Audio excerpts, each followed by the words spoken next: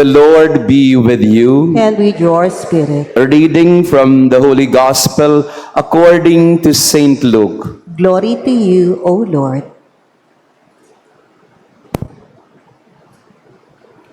In the 6th month, the angel Gabriel was sent from God to a town of Galilee called Nazareth, to a virgin betrothed to a man named Joseph of the house of David.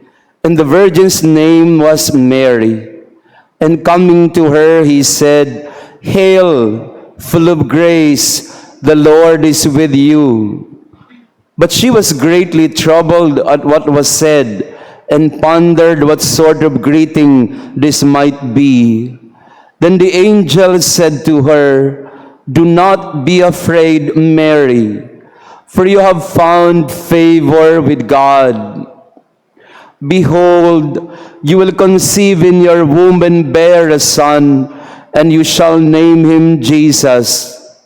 He will be great and will be called Son of the Most High. And the Lord God will give him the throne of David his father, and he will rule over the house of Jacob forever, and of his kingdom there will be no end." But Mary said to the angel, "How can this be, since I have no relations with a man?" And the angel said to her in reply, "The Holy Spirit will come upon you, and the power of the Most High will overshadow you. Therefore the child to be born will be called Holy, the Son of God. And behold, Elizabeth, your relative, has also conceived a son in her old age. And this is the 6th month for her who was called barren. For nothing will be impossible for God." Mary said, "Behold, I am the handmaid of the Lord. May it be done to me according to your word." Then the angel departed from her. The Gospel of the Lord. Praise to you, Lord Jesus Christ. Please be seated. Magandang gabi sa inyong lahat, mga kapatid. Good evening, brothers and sisters. Pakibati din ng magandang gabi ang ating mga katabi. And batiin din natin ng Merry Christmas. Merry Christmas na po. Taas nga ang kamay ng nakalimang simbang gabi. Very nice. Kala ko'y mawawala kayo. Palakpakan nga natin ang ating mga sarili. Nakalima na kayo.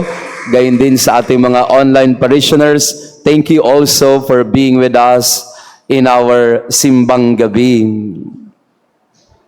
Ang tawag po sa ikalimbang simbang gabi ay Misa Aurea. Pakiulit ngayon, Misa Aurea. Ibig sabihin ng Misa Aurea ay the Golden Mass. The Golden Mass. Sapagkat ang ikalima, bukod sa pinakagitna ng siyam na gabi, ito rin ang araw ng tunay na Pasko. Oo, ang Pasko ay ang pagsilang ng Panginoon, pero yung tagpo at pagkakataon na nais sa katuparan ang propesiya ni Isaías na ang Diyos ay magiging Emmanuel, God with us, ay nangyari sa gabing ito in what we call the Annunciation. We call it the Annunciation of the angel Gabriel to Mary, but it's really more the feast of the Incarnation. Incarnation. Ulitin nga natin yon. Incarnation.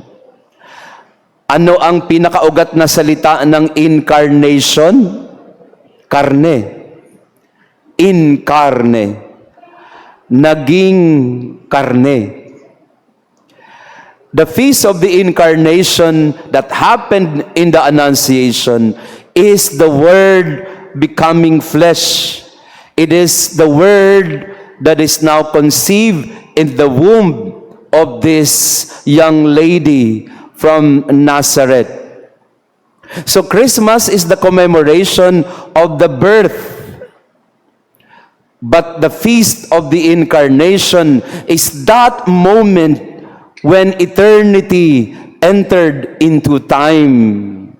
When God, who is a category totally and wholly other from us, became one like us. The eternal God, which has no limit, because He is absolute eternal, because He is the almighty, all-powerful Creator God. This eternal God, which is not limited by time or space, at this moment of the Annunciation, became flesh.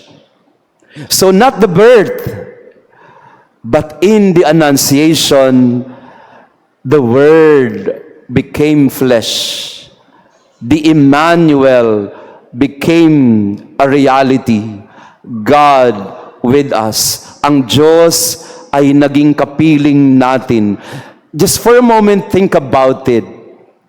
God, who is totally and wholly other, beyond any one of us, because He is God, decided to be one, to become like us, limited by time and space, subjected to human frailties, subjected to human conditions of time and space. Just think about it for a moment, because that is the heart of our faith. That is the core of what we believe in, that God is not distant. God is flesh, became flesh like us, and live among us. Mahirap intindihin yun, ano? Kasi, parang, ano bang sinasabi mo, Father? Lagyan natin ng kaunting halimbawa. Minsan ako'y nag-bless po dito ng remains or ng ashes ng isang family member. May isang family po, I don't know if they're here. There is a family here who is mourning at this time, nagluluksa and grieving. And they brought to me the ashes of their loved one, of a beloved member of their family who passed away recently. So minsan po, pagkatapos ng misa, ay may nagpa-bless po na isang family, dala-dala nila sa isang lalagyan ang ashes ng kanilang minamahal na aso. Every member of the family was crying.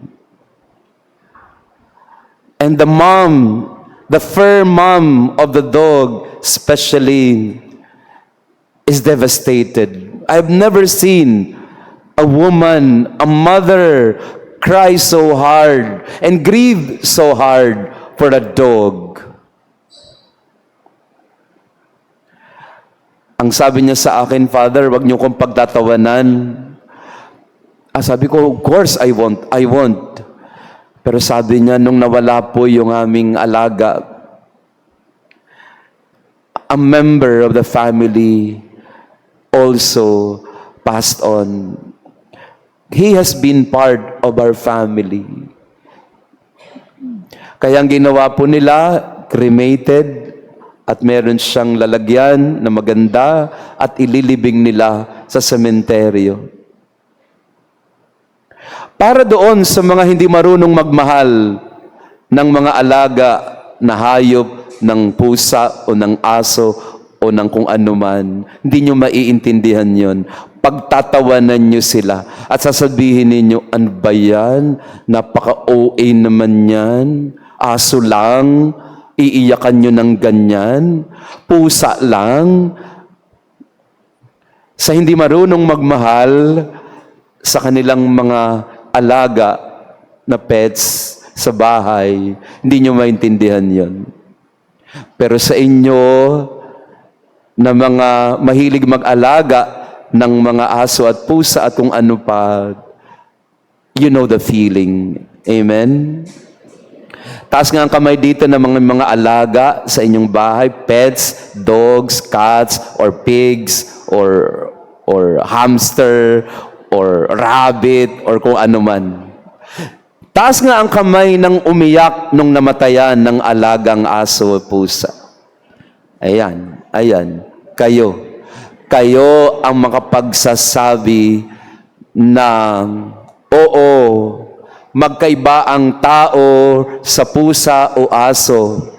We are a category so different from the dogs and the cats because they are animals, not rational. But we are of a higher dimension in terms of existence and life. Tell that to the dogs. Sapagkat sa mga marunong mag-alaga at mahilig mag-alaga, they're one of you. Ganon ang incarnation. God, totally other, absolutely other, decided to become one like us. Para bang yung tao nagpasya na magiging aso din ako. Unthinkable. Pero that's what God did when He became man like us. Nabanggit ko na po, I think yesterday, may mga kasama tayong lagi dito na mga children from White Cross. So hello ulit sa inyo, mga taga White Cross. Favorite ko mga bata dyan sa White Cross Children's Home. One time, they invited me po para magmisa sa turnover ng isang foundling, yung isang natagpuan na bata. At now, to be adopted by a family. Pangalan niya ay Lauren. So cute of a baby. Napakagandang bata. Then I said the mass for the turnover, handing over of the baby from the orphanage to the mother and father, to the adoptive parents. When I handed over the baby to them, together with the staff and the DSWD and everyone was crying. Because from a foundling, isang bata na natagpuan sa basurahan, ibibigay sa kanyang nanay at tatay na mag-aalaga sa kanya. And what a beautiful experience all the time it is for me. That's why sa White Cross Children's Home po, pagka inaanyayahan nila ako na magmisa para sa turnover, I always say yes. Because there is not an experience for me better than seeing a child being handed over to her new family, to be loved and to be cared for.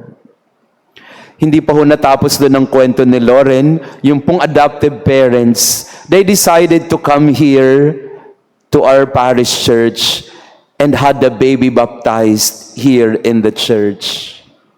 I couldn't help myself but cry when I saw this little baby being baptized and now growing up in a family of her own. That's what you mean by the incarnation. Adoptive parents, nothing to do with the child. And this baby, Jesus, that was adopted by humanity so that we can in turn be adopted by God. That's really the most authentic love you could ever experience. When you have nothing to do with each other and yet you accept one another. You accept each other. Yung adoptive parents po, bumisita ulit sila dito sa atin. 18 years or more, if I'm not mistaken, they had not a child. Wala silang anak. Mahabang panahon. And so they decided to adopt. And they told me, when they got and they received the baby, Lauren, and became a member of their family. They're telling me, Father, walang mapaglagyan, mapagsidlan ang aming kagalakan. What this child has brought to our life, what joy she has given to us as husband and wife and as a family. That's incarnation. That's Emmanuel. Walang mapagsidlan ng kaligayahan ng sangkatauhan na tanggapin ang Diyos. At wala ding mapagsidlan ng kagalakan ng Diyos na tanggapin sa Kanya ang sangkatauhan. That mutual exchange of love between God and man in Jesus, in the womb of Mary, that's where the point of contact and encounter happened.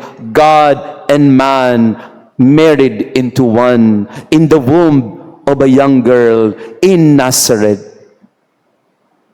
Compared to Zechariah and Elizabeth, nangyari ang annunciation ni John the Baptist sa temple, sa Jerusalem. And many people have learned about the conception of Elizabeth of John.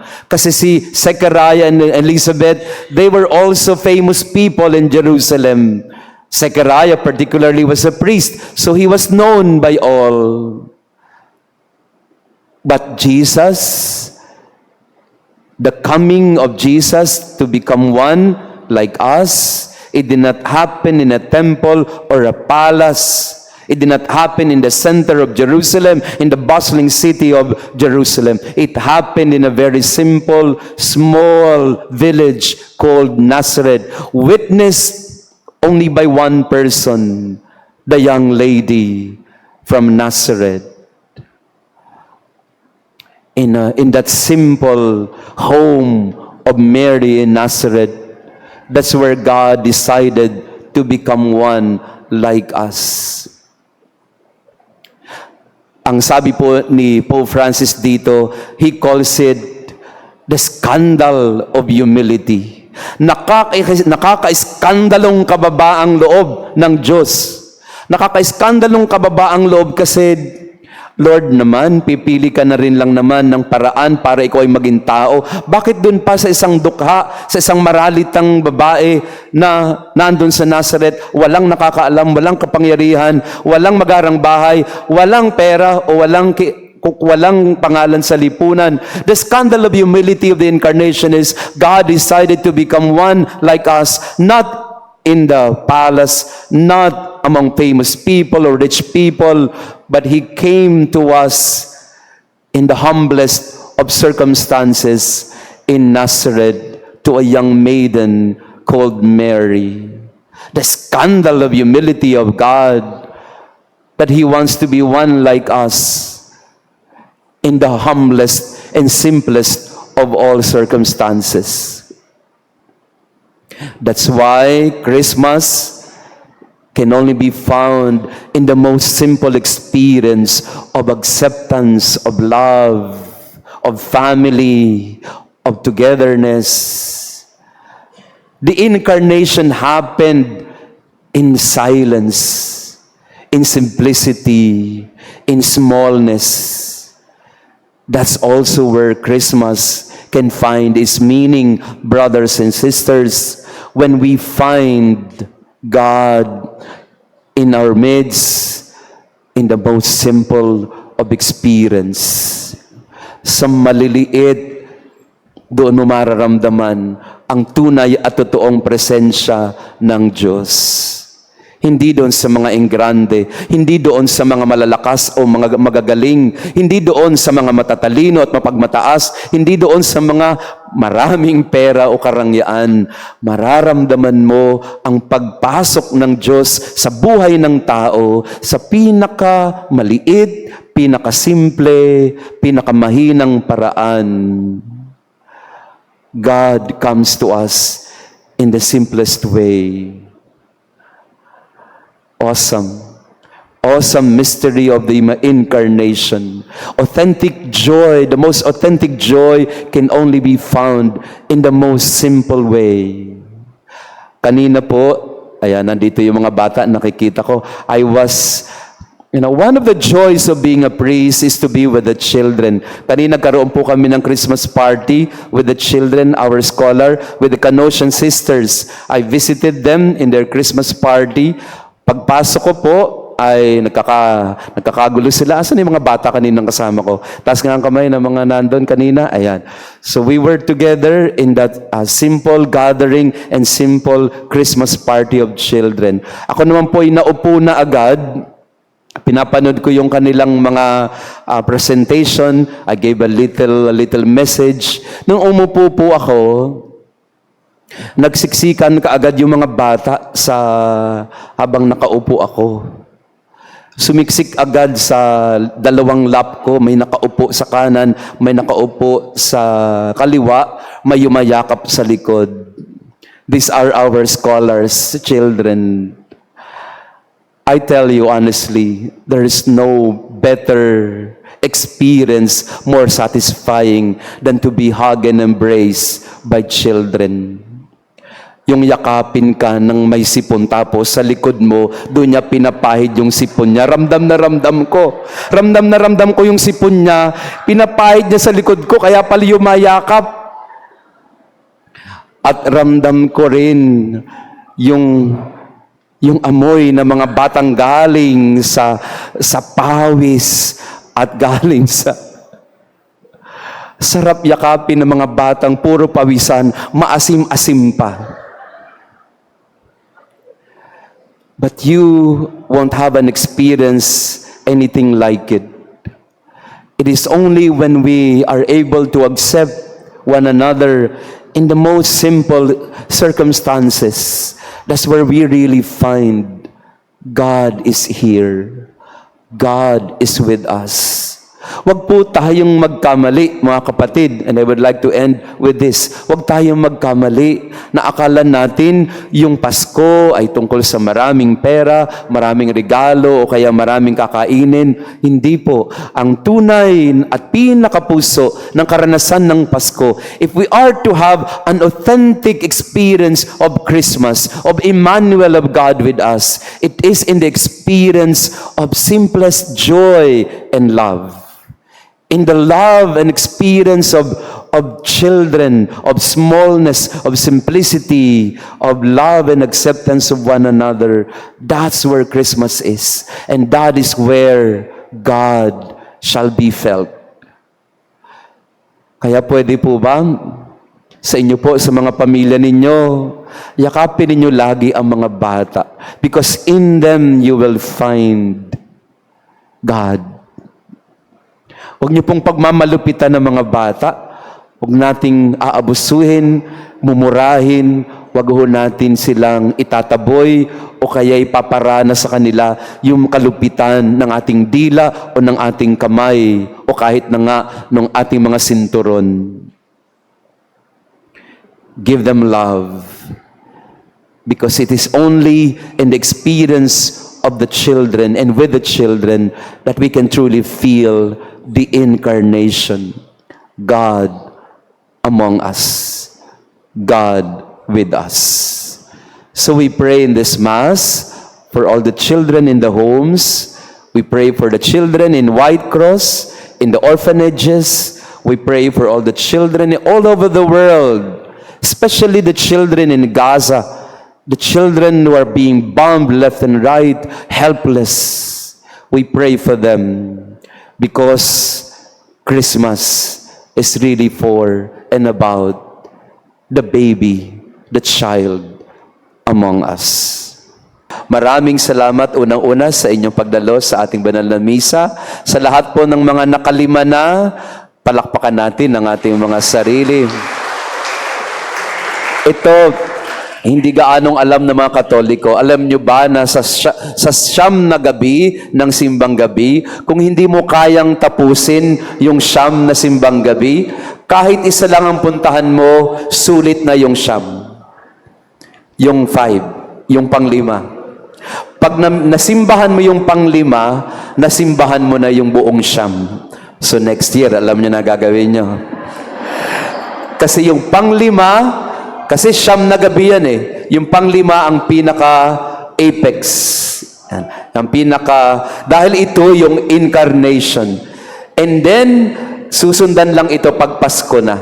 So, if you want a hack for simbang gabi, tinuruan talaga maging tamad, no? Pero, if we can only go to one mass for the simbang gabi, it should be the 5th.